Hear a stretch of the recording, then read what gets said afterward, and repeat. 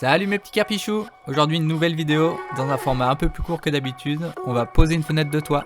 Là c'est la marque Velux, mais ça aurait pu être n'importe quelle autre marque. Allez, c'est parti pour l'épisode 10 de Carpi Rénovation. C'est la première fois que je pose une fenêtre de toit, donc je vais essayer de bien suivre la notice et j'espère que tout va bien se passer. Je crois que j'ai fait une bêtise. Oupsie. Pour commencer, on pose le Velux à plat et on ouvre le carton délicatement sans cutter. On peut ensuite mettre le Velux debout. Alors là c'est une étape où j'ai eu des soucis, donc j'ai oublié de filmer. Dommage. On enlève le petit carton et on clippe la barre. Puis ouvrir le Velux en grand pour que le dessous se retrouve dessus. Il y a ensuite deux petits boutons sur les charnières à enfoncer avec un tournevis pour pouvoir séparer le cadre de la fenêtre. En voulant donc l'ouvrir pour défaire la fenêtre du cadre, je crois que j'ai fait une bêtise. En fait j'arrivais pas à l'ouvrir, ça forçait. Et du coup sur le plan il disait d'enlever les mousses. Sauf que moi il n'y avait pas de mousse. Enfin il y avait une mousse derrière, mais qui avait l'air bien solide et tout. Et du coup c'est cette mousse là que j'ai complètement pété. Et en fait c'était là-dedans. Voilà, je sais plus comment c'était, mais et en fait ça je crois que j'aurais pas dû l'enlever. Je crois que c'est une bêtise, normalement ça aurait dû rester. Et ouais, c'était pas du tout une protection, mais en fait bien un isolant qui doit rester en place. Heureusement les pièces détachées sont faciles à trouver, donc je vais en recommander une. Pour la suite, je vais m'occuper de la trémie du Velux. Je commence par découper le pare-pluie. Ah, tiens, il est là. Et hop, un petit coup de scie circulaire portatif pour enlever le lito qui est au milieu.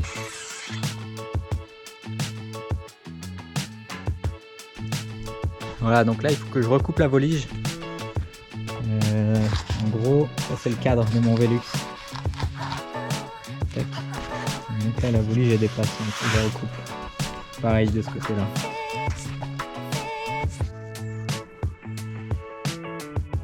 Ça fait plaisir ce soleil, oh là là, ça fait 2 mois qu'il pleut, je peux enfin travailler sur le toit. Pour la largeur et la longueur de votre trémie, de votre découpe, il faut vous référer à votre modèle, à votre référence, parce que c'est différent selon chaque modèle.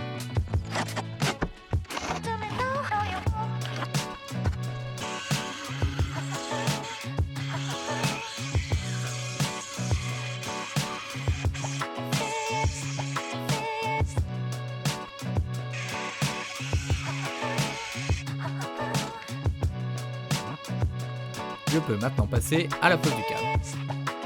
Ça vient en bout. Hop. Tout simplement. Ouais, c'est top. En fait, c'est déjà pré-percé, donc c'est hyper simple. Vous savez où mettre les vis. Donc, a priori, il faut en mettre que 2 sur les 4.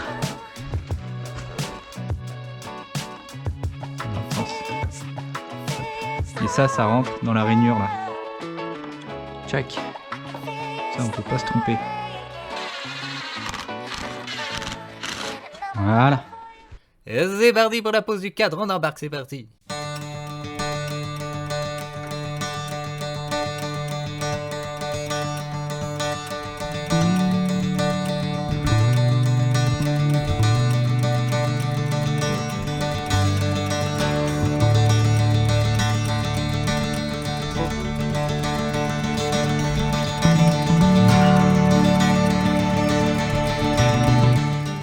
Avant de visser le cadre à la toiture, je vérifie les diagonales. Pour avoir un cadre parfaitement d'équerre, il faut que les deux mesures soient bien identiques, au millimètre près. Pour l'instant je ne serre pas trop, ça je pourrais régler une fois le Velux dedans. Si jamais il y a besoin de décaler un peu l'équerrage ou quoi, je pourrais... Là il y a des petits trucs de réglage, c'est pratique. Bon, j'ai oublié de filmer comme un imbécile, mais il y a un ami qui est venu m'aider à mettre la fenêtre. Donc ça y est. La fenêtre est posée. C'était un peu lourd, c'était un peu galère, mais on a réussi. Regarde-moi ça, si c'est pas beau. Et ça s'ouvre, bien sûr. Excellent. Une fois qu'on a bien vérifié que le Velux s'ouvre et se ferme correctement, on peut mettre toutes les vis. No! No! Je viens de perdre mon embout. Oh le petit con. Ah. Il est là.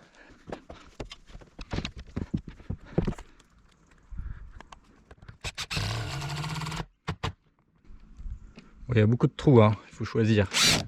Allez, on va mettre celle-là. Je vais maintenant pouvoir attaquer la partie qui me stresse le plus, à savoir l'étanchéité. Ça c'est celle du haut, et ça c'est celle du bas, qui vient se clipper avec ça. Tac. Ça vient se clipper là, clac, avec des petites vis après dans le Velux. Et il y a des petites languettes à mettre en bas avec des clous, avant de mettre le cache du bas. Bon, ils sont mignons, ils filent les petites pattes, mais ils filent pas les clous. Moi j'ai des clous là, mais ils sont trop grands par rapport au Velux. Donc bon bah je vais les recouper et puis voilà. Hein. Allez go.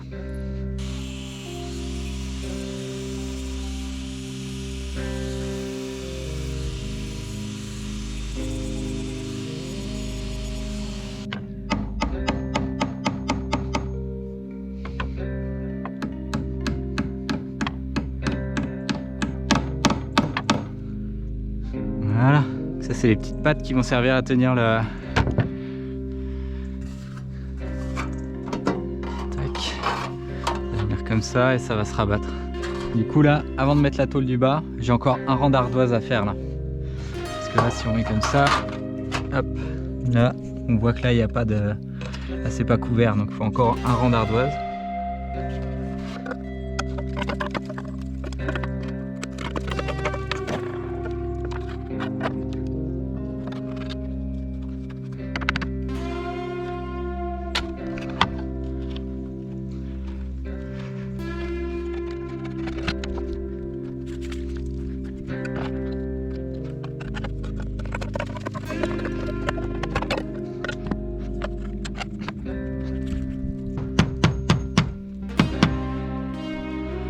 Je suis un peu deg avec la pluie, tous mes traits se sont effacés.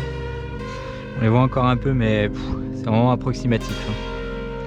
Mais bon, on fait avec. Le crochet là, faut pas le mettre, il va gêner pour la bavette. Hop. C'est vraiment un plaisir de couper avec cette pince. C'est un peu comme une paire de ciseaux, c'est assez génial, assez satisfaisant. Hop là. Génial, non? J'adore. Hop là.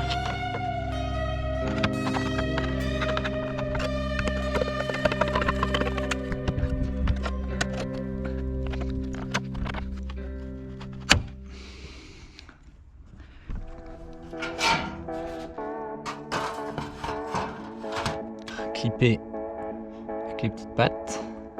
Venu de l'intérieur, c'est plus simple. Je sais pas si on voit bien à la caméra, mais bon. Donc là, je vais rabattre le deuxième. Hop. Et ensuite, il y a cette barre qui vient normalement se clipper. Et qui doit venir en face des trous. Ok. Ah oui, d'accord. Ça vient là-dedans. Hop. Une espèce de petite cheville là qui rentre dans le bois. Le caoutchouc là. Clac. Une vis noire.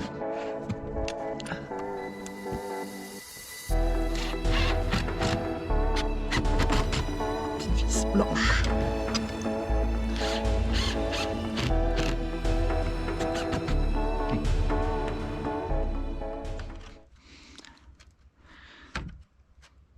C'est cool, j'arrive pile à fleur, c'est plutôt joli.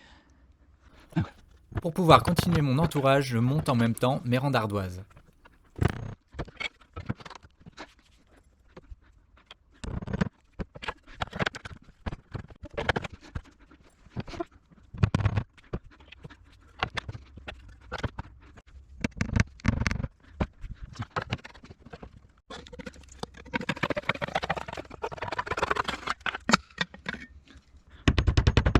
Poser les noquets. C'est ce qui vient tout autour du Velux. Donc c'est ces petites tôles là. Du coup pour les noquets, il faut rabattre celui-là dans ce sens là. Clic. Ok, ça vient comme ça. Et on rabat celui-là. Hop. Un petit épaulement là. Hop là. Coupe toujours à l'envers.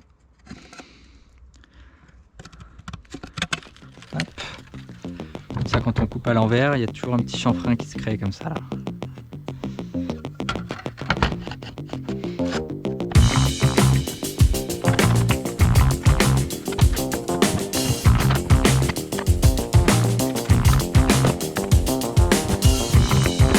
Vous avez compris le principe, on continue comme ça jusqu'en haut et des deux côtés. Du coup, le but de faire cette petite encoche là, pour que la goutte d'eau quand elle arrive, plutôt que d'être dirigée vers l'intérieur, donc vers le Velux, hop, elle va prendre ce chemin là et elle va être dirigée plutôt par là. Les crochets pour les pointer. Donc on pointe d'abord comme ça, voilà, droit en fait. Et ensuite on vient appuyer ici, clic. Et voilà, comme ça on n'a pas un crochet qui rebique.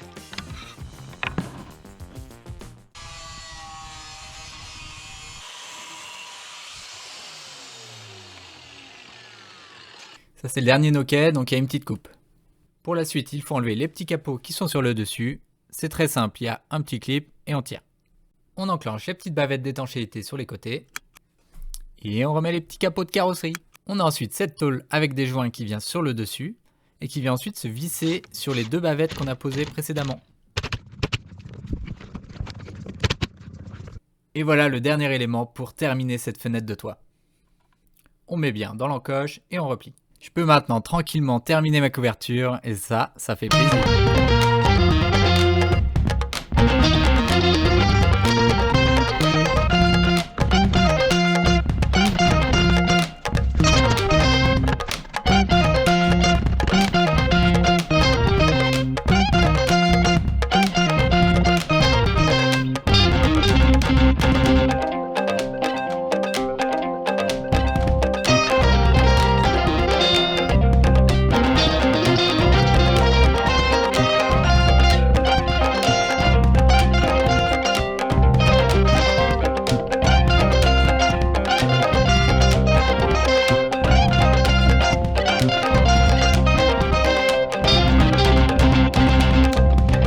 Alors allez, c'est les derniers, alors. Ça fait plaisir.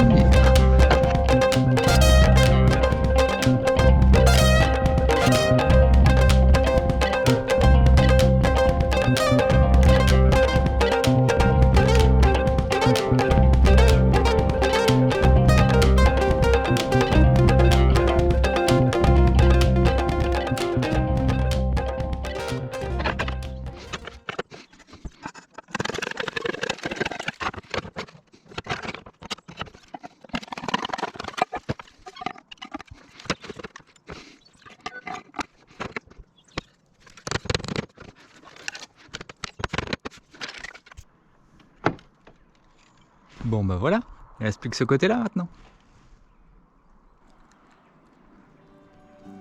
Du coup j'ai racheté l'isolant là que j'ai cassé. Voilà, je vais essayer de le remettre. Normalement c'est pas trop compliqué, c'est trois vis comme ça.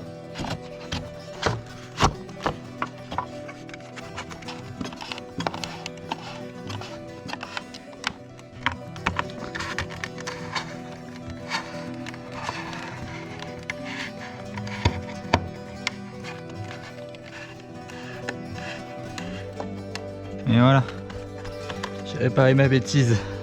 Et en fait ma bêtise c'est que là vous voyez il y a des petits crochets là. Et en fait au début quand vous achetez le Velux il faut le claquer, il faut mettre un claque. Et ça vient crocheter une petite pièce en plastique là. Et moi ça l'a fait de ce côté là. Mais par contre l'autre côté n'était pas enclenché. Ce qui fait que je pouvais pas ouvrir le Velux. Et comme sur la notice ils disent d'enlever une espèce de polystyrène, moi j'étais persuadé que c'était ça qui bloquait du coup. Et en l'enlevant après j'ai vu que cette pièce de plastique n'était pas clippée et voilà. Et c'est pour ça que voilà, j'ai complètement pété l'isolant. Donc faites pas comme moi, ça sert à isoler, c'est pas juste une protection. Hein. Allez bisous.